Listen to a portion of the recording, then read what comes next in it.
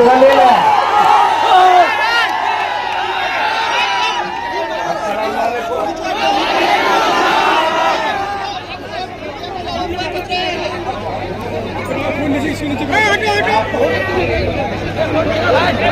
देश की सबसे बड़ी ऐसी ताकत है जो संविधान को भी आप दिल की गहराइयों से मानते हैं, उसे आप कभी भी मुल्क में जितने ऐसे विचार वाले लोग हैं, चाहे वो अम्बेडकरवादी हो, चाहे वो सनातनवादी हो, चाहे वो इस्लामवादी हो, चाहे वो सिखवादी हो, कोई भी ऐसा मुल्क जो बुद्ध को, अम्बेडकर को मानता हो, संविधान को सबसे ज्यादा सम्मान इस दुनिया में उसने किया जो अपने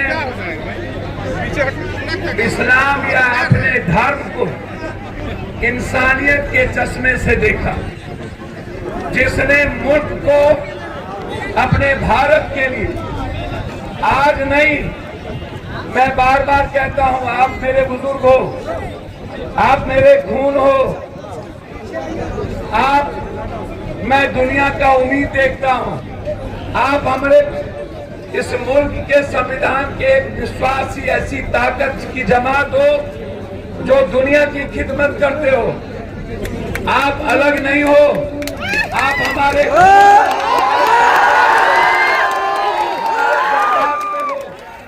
मैं बार बार कहता हूं कि मोदी साहब इस मुल्क में दुनिया में सबसे ज्यादा शासन भारत में किया, तब यह मुल्क और हमारा सनातन और हमारा हिंदू कभी खतरे में नहीं था।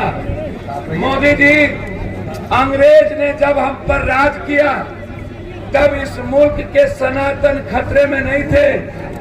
मोदी जी, नेहरू जी से लेके गांधी, सुभाष चंद्र बोस, भगत सिंह, अशफाकुल्लाह, अब्दुल हमीद जैसे, मौलाना आजाद, डॉक्टर राजेंद्र बाबू, झांसी की रानी, चंद्रशेखर आजाद जैसे लोगों ने, मनमोहन सिंह जी के समय तक जिसने इस मुल्क को बनाया और मुल्क की हिफाजत की संविधान से चले, तब तक इस देश का सनातन और हिंदू खतरे में नहीं था। लेकिन मोदी जी जब से 11 साल से आप आए, तब से ये मुल्क का हिंदू खतरे में।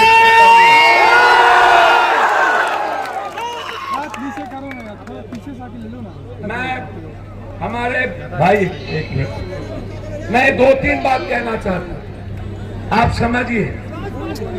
नफरत इन्हें मुसलमान से नहीं है, नफरत इन्हें इस देश के हर गरीब से, चाहे वो दलित हो, चाहे वो एससी हो, चाहे वो ईबीसी हो। और मैं आपको बता दूं, इस्लाम कब आए और बौद्ध धर्म कब आया, और बौद्ध धर्म आने के पीछे इस्लाम नहीं था। वह मुल्क के गरीबों पर जब जुल्म हुआ, मुल्क के इंसानियत पे जब जुल्म हुआ, मुल्क बनाने वाले मूलवासी, आदिवासी और गरीब पर जब उसकी संस्कृति पर, उसके जीने के तरीके पर, उनके जीने के अधिकार पर जब हमला हुआ, तब एक विचारधारा इस दुनिया में आई जिन्होंने शंकराचार्य से लेकर के एक ऐसी विचारधारा का खिलाफत किया जो मनुस्मृति को जिंदा रख के इस मुल्क के बनाने वाले लोगों को मिटाना चाहते थे। तब बौद्ध आए, तब इस्लाम नहीं था और इस्लाम ने कोई विरोध नहीं किया था। बौद्ध के बाद इस्लाम आए। आपका जुल्म कब बढ़ा? इस मुल्क के इंसानियत पर हमला कब हुई? इस्लाम के पहले इस्लाम ने इस दुनिया में जब आए तो उन्होंने भी एक रास्ता दिया इस मुल्क को, इस दुनिया को जीने का, इंसानियत को पैगाम दिया।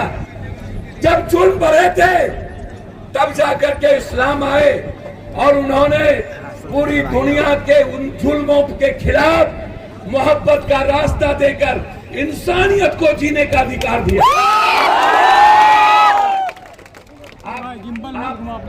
आपसे मैं एक बात बता देना चाहता हूँ। अभी हमारे कोई मित्र कह रहे थे, मैं आपको 2-3 बात वाकया बता दूं। एक बड़ा वाकया, जब ये कोरोना के समय जमात के खिलाफ इन्होंने नफरत पैदा करने की कोशिश की, साद के खिलाफ इन्होंने एक सवाल खड़ा किया। मैंने उस वक्त भी कहा था, ये मुसलमानों के दुकान पे चाय के दुकान, सब्जी के दुकान, केला के दुकान, पान का दुकान, दूध के दुकान, परचून के दुकान पर आप नफरत पैदा कर लोगे, आप थूक फेंकवा दोगे। लेकिन मोदी जी, जमात के बारे में आपको जानना है तो आप दोभान से जानिए, जमात इंसानियत का एक वो रास्ता है जो पूरी दुनिया को सच्चाई के रास्ते पे चलने की बात।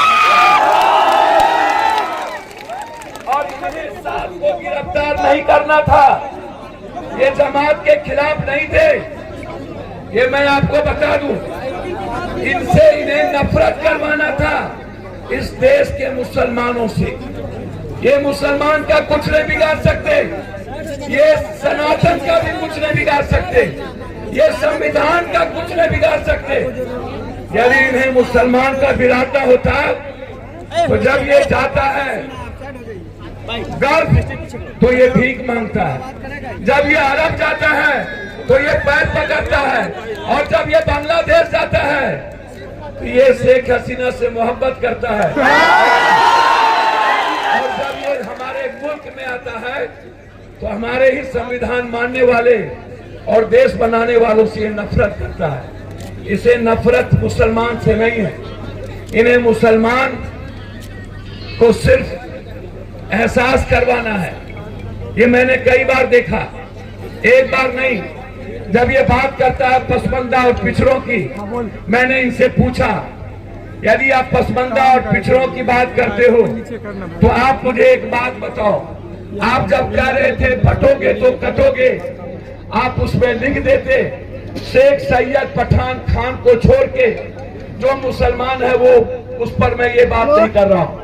जब आप इस मुल्क में सब्सिडी मुसलमान का खत्म कर रहे थे तो आप लिख देते शेख सैयद पठान खान को छोड़कर हम इस मुसलमान की बात नहीं कर रहे हैं। जब आप IMM के सारे पैसे किशनगंज मुस्लिम यूनिवर्सिटी का ले रहे थे तब आप कहते कि पसमानदा मुसलमान पिछड़ों की बात मैं नहीं कर रहा हूँ। जब आप मस्जिदों पर पर्दे ढक करके जिस वक्त आप छत पर और सड़कों पर नमाज पढ़ने की बात आप बंद कर रहे थे तो आप कहते कि हम पसमानदा और पिछड़ों की बात अलग कर रहे हैं। जब आपको कहा गया सीधा सीधी कुंभ के मेले में मुसलमान का नहीं लगेगा दुकान, तो आप सीधा कहते कि सैयद शेख पठान का मुसलमान नहीं लगेगा, पिछड़ा का लगेगा।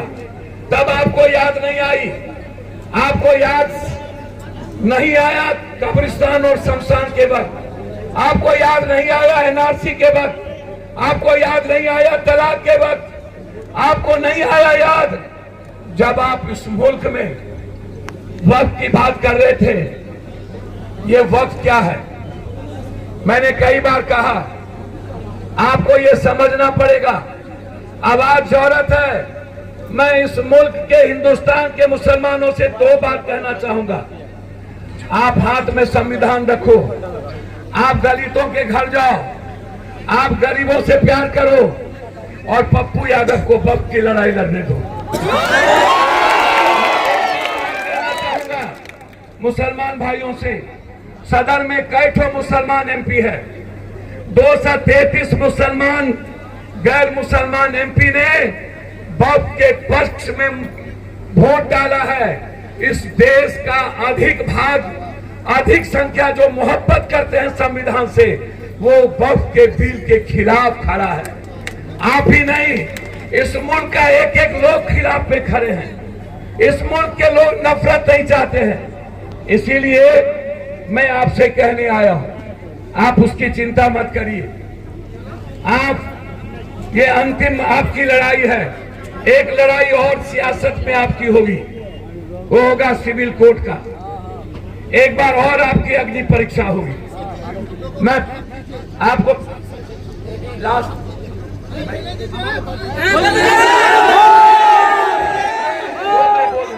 बोलने दीजिए।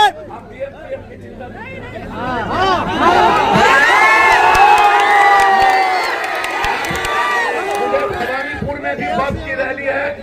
मैं भाई की बात मान लिया। मैं दो बात एक और आग्रह करूंगा आपसे, बहुत दिल की गहराइयों से समझिए।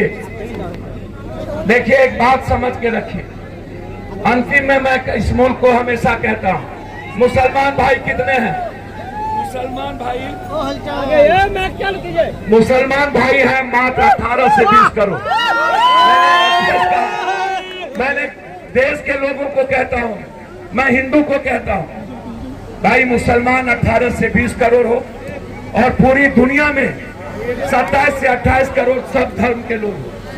आप हमें एक बात बताओ, पप्पू यादव के गांव में 2000 यादव हो, 100 कोई गैर जात हो, वो जात हमसे लड़ेगा?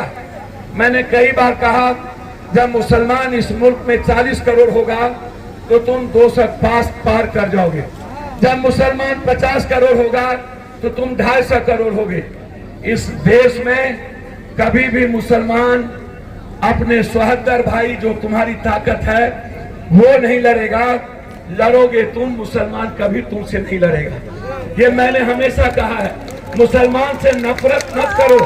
एक मुर्गी को कितने बार जब्बे करोगे, वो आवाज तो देगा ना। अंत में मैं एक आग्रह करके आपसे जाता हूँ, याद करिए एनआरसी में शाहीन बाग की माँ और बहनों ने पूरी दुनिया को आजादी के लिए बैठ गई। अंतिम में कह रहा हूँ, आपके हाथ में तलवार ना हो, आपके हाथ में नफरत ना हो। लाल चौक से, लाल कश्मीर के लाल चौक और जामा मस्जिद से पाकिस्तान को दुनिया में पहली बार, एक बार नहीं, पहलगाम में कश्मीरी ना होते, पहलगाम में घोड़ा वाला ना होता तो 2000 फोर्स, 2000 लोगों को मुसलमानों ने, कश्मीरी ने बचाया। वहां पर नरेंद्र मोदी की फोर्स नहीं थी। पहलगाम को गोदी मीडिया देख लो। यानी अंतिम परीक्षा मुसलमान का लेना चाहते हो तो ये आजादी थी। और लाल चौक से मुसलमानों ने जो कश्मीर का संदेश दिया है, ये दुनिया ने इस बार कह दी, ये हिंदू मुसलमान की लड़ाई नहीं है, ये संविधान और इंसानियत की लड़ाई है। और इंसानियत और संविधान की लड़ाई में इस देश के वजीर हार चुके हैं। अब वक्फ की लड़ाई कोर्ट और हम लोग जीतेंगे। आप चिंता मत करिए, आप आवाज देते रहिए, आप बोलते रहिए, आप संविधान हाथ में रखिए, आप गरीबों से प्यार करिए। जब तक पप्पू यादव जैसे लोग इस मुल्क में हैं, तब तक अपना खून देगा, इंसानियत को खत्म नहीं होने देगा। आपका खून हूं, मैं आपकी परछाई हूं। अल्लाह हमेशा आपको खुशी रखे, हमेशा इस्लाम के राह पर चलिए, कुरान को मानिए, रैली वाले जो लोग के साथ आगे बढ़िए। रैली वाले लोग इतना नफरत आपसे करे, आप सिर्फ नरेंद्र मोदी से मोहब्बत करिए।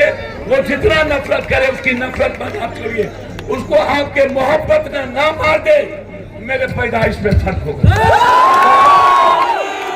बस यही कहना चाहता हूँ आपको, बहुत बहुत इस जमात को, अपने युवाओं को, अपने बुजुर्गों को, गांव में अपनी माँ बहनों को, और जो इतनी बड़ी तादाद में, और सभी इमारतें शरीयत जो एक आवाज है पूरे मुल्क का, आज पूरी इमारतें शरीयत इस मंच पर, और जो लोग वाहिद सामाजिक लोग हैं, राजनीतिक लोग हैं, वक्फ हमारे संविधान से ऊपर इन्होंने काम किया है। इसलिए जब तक हम संविधान और वक्फ की लड़ाई नहीं जीतेंगे, तब तक हमारी आवाज को कोई बंद नहीं कर पाएगा। अल्लाह हाफिज, खुदा हाफिज, आप सलामत रहें। मोदी सरकार किस तरीके से हमें रैली में जाना है आप लोग सुनिए, उसी तरीके से आराम